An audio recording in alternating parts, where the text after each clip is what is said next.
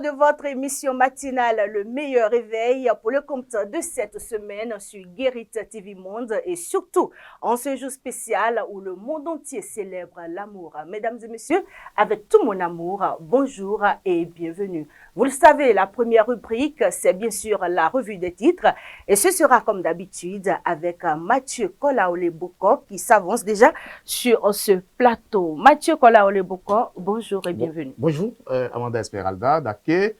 Bonjour à tous les amis internautes. Vous brillez de mille feux ce matin. C'est le jour de l'amour. L'amour, c'est quoi selon vous? L'amour, c'est l'amour. Vous êtes amoureux, vous? Ah oui, de quelqu'un.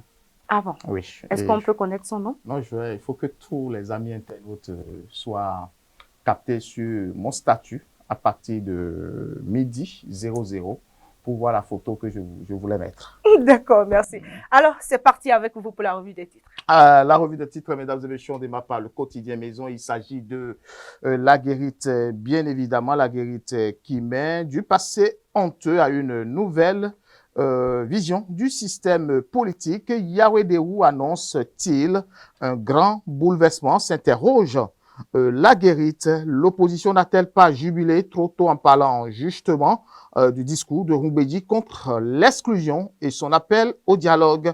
Supposée nouvelle république au Bénin, ce que pense la Cour constitutionnelle. Tous ces articles à retrouver dans les colonnes du quotidien La Guérite. Les 4 vérités. Nouvelle république et deuxième mandat pour Talon en 2026. La Cour juge irrecevable les recours de Kaoui et consorts, de même qu'un recours sur la modification de la Constitution en 2019. Les recours contre Rachidi Badamassi renvoyés au 20 février 2025. Bénin intelligent, production du riz et désenclavement. L'État mise sur la vallée de l'Ouémé, la nation qui met lutte contre le terrorisme, prise en charge psychologique des militaires déployés. La nouvelle tribune qui placade à sa manchette demande pardon de l'ambassadeur du Bénin près le Niger au peuple nigérien, une erreur qui peut emporter Gildas à Goncan. Autre quotidien à retrouver, l'emblème du jour. Et puis l'emblème du jour qui met après les mises en demeure, la hack aux organes de presse sans existence légale, les PRP dans le viseur potentiel. Le potentiel scandale financier au sommet de l'État, Salvador Akakpo, DCF de la présidence et du médiateur, arrêté.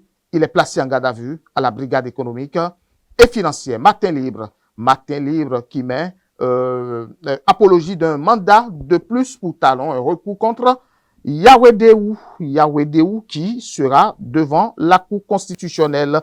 Et puis, Presse Express, voilà, Presse Express, non, on va laisser ça, pour dire lutte contre la corruption. Le Bénin gagne en transparence sous la gouvernance Talon. Nassiara, retraite spirituelle de l'ancien président de la République Boniaï, médiation, invocation et sortie discrète. Libération qui met classement 2024 du niveau de corruption par Transparency International. Le Bénin 7e en Afrique, encore une reconnaissance des actions de Talon. Le matinal, rappelé à Cotonou pour des propos controversés à Gaïa, Gildas à Goncan entre recadrage et révocation.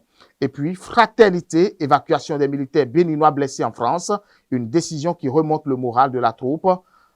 Manipulation des informations sensibles, réseau de trafic de données personnelles démantelé, les mises en garde du CNIN. Et puis nous allons finir avec le quotidien La Guérite et le quotidien Maison qui met du passé honteux à une nouvelle, du passé honteux, mesdames et messieurs, à une nouvelle vision, du système politique. Yawedewou annonce-t-il un grand bouleversement. Et puis discours de Rumbedi contre l'exclusion et son appel au dialogue. L'opposition n'a-t-elle pas jubilé trop tôt? Et puis supposée nouvelle république au Bénin, ce que pense Amanda, la Cour constitutionnelle. Place à présent à la présentation de l'actualité au Bénin. Le 1er juin, au maire de Boïcon comparaît devant la Criette. Oui, le lundi 10 février 2025, il faut le dire, la Cour de répression des infractions économiques et du terrorisme, Criette, a auditionné les prévenus dans Une affaire d'escroquerie foncière présumée à Boycon. Parmi eux, Bertin Agbo, premier adjoint au maire, a répondu aux accusations portées contre lui. Les 8 accusés, dont M. Agbo, sont poursuivis pour abus de fonction, stéléonat, complicité de stéléonat et fausse attestation. Le plaignant affirme que le principal prévenu, Hubin Saint-Ou, ancien chef d'arrondissement, a tenté de le tromper lors de la régularisation administrative d'un terrain hérité. Selon lui, un accord prévoyait la cession de 2 parcelles à M. Saint-Ou en échange de son assistance. Cependant, il aurait découvert que ce dernier s'était attribué 4 parcelles et en avait octroyé d'autres à des proches. À la barre, Hubin Saint-Ou a nié ces allégations, affirmant n'avoir conclu aucun accord avec le plaignant. Il a expliqué avoir entamé une procédure d'acquisition de 4 parcelles pour un montant de 2 millions de francs CFA, soit 500 000 francs par parcelle. Après un premier versement à mandat de 7 700 000, le plaignant aurait réduit la vente à 2 parcelles. Monsieur Saint-Ou affirme avoir complété le paiement avec 300 000 supplémentaires. Lors des démarches de recasement, le géomètre local lui aurait indiqué que le terrain en question appartenait à une collectivité et n'était pas éligible au recasement, estimant avoir été lésé. M. Saint-Ou a intenté une action en justice contre le plaignant devant le tribunal de première instance d'Abomey pour récupérer son argent, mais déplore l'absence répétée de ce dernier aux audiences. Au cours de l'audience, les avocats de la défense ont sollicité la mise en liberté provisoire de leur client, arguant d'un manque d'éléments probants et de la nécessité pour les prévenus de préparer leur défense en toute sérénité. Le ministère public, pour sa part, a demandé un renvoi du dossier afin d'examiner les différentes demandes de ces réquisitions en toute objectivité.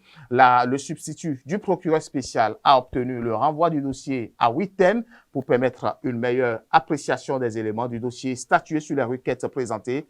Le procès à mandat reprendra donc le 17 février 2024 à la Criette, où seront rendues les décisions relatives aux demandes des avocats et aux réquisitions du ministère public. L'affaire reste suivie de près par les observateurs, tant les accusations de malversation foncière suscitent de préoccupations au sein de la population. Évacuation des militaires béninois blessés en France, une décision qui remonte le moral de la troupe. Effectivement, malgré les attaques terroristes successives au nord du Bénin, surtout celle du 8 janvier 2025. Vous vous rappelez très bien, l'armée béninoise tient encore bon, mieux. Elle a décidé de porter secours aux militaires blessés. Ainsi, l'état-major a évacué les soldats blessés dans les différentes attaques. Ils se feront soigner à l'hôpital français La Croix-Saint-Simon. Selon les informations recueillies, le premier, un officier s'y est rendu le mardi 10 février à bord d'un vol régulier. D'autres suivront la semaine prochaine. Au regard de la situation sécuritaire qui prévoit actuellement, une telle démarche des forces armées béninoises vient remonter le moral des troupes au front. Pour rappel, Amanda, le Bénin a subi une lourde perte lors des dernières attaques terroristes et il n'est plus question de laisser place à la négligence, aux accusations inutiles et aux doutes. Au Bénin, un soldat blessé ou mort au front doit être célébré car il n'a fait que défendre la vie des millions de Béninois. Pensez à des évacuations sanitaires pour remettre d'aplomb les blessés permettra bien évidemment à leur famille de se sentir en sécurité et protégés par la République. Hors de nos frontières, l'Afrique du Sud rend hommage à 14 soldats morts au combat dans l'est de la RDC. Et c'est ce que nous disons même tout à l'heure, bien évidemment. Les corps des 14 soldats sud-africains morts en RDC ont été rapatriés jeudi 13 février 2025. Une cérémonie d'hommage a été rendue aux soldats qui ont perdu la vie. Vous êtes tombés au combat loin de vos proches. À présent, vous êtes de retour chez vous. Merci pour votre sacrifice, a déclaré le président Cyril Ramaphosa aux côtés des familles en deuil. Alors, parlons de football. Au Maghreb, un joueur emblématique de retour après un souci cardiaque. Évidemment, en juin 2024, il y a juste quelques mois en arrière, l'international algérien du club de Lille, Ligue 1 française, Nabil Bentaleb, a été victime d'un arrêt cardio-respiratoire. Cet événement malheureux avait plongé dans l'inquiétude de plusieurs fans de Lille et des Fennecs. Nabil Bentaleb, voilà, j'y arrive, est considéré comme l'un des meilleurs joueurs algériens de sa génération. Il a notamment évolué avec le mythique club anglais de Tottenham avant d'atterrir en France.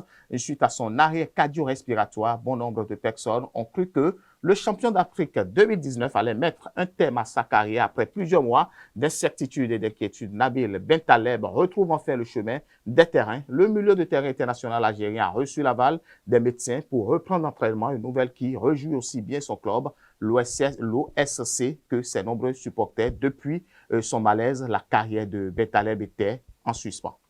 Merci à vous, Mathieu Kola Olebokor. Chers amis internautes, on se retrouve tout de suite dans le forum matinal.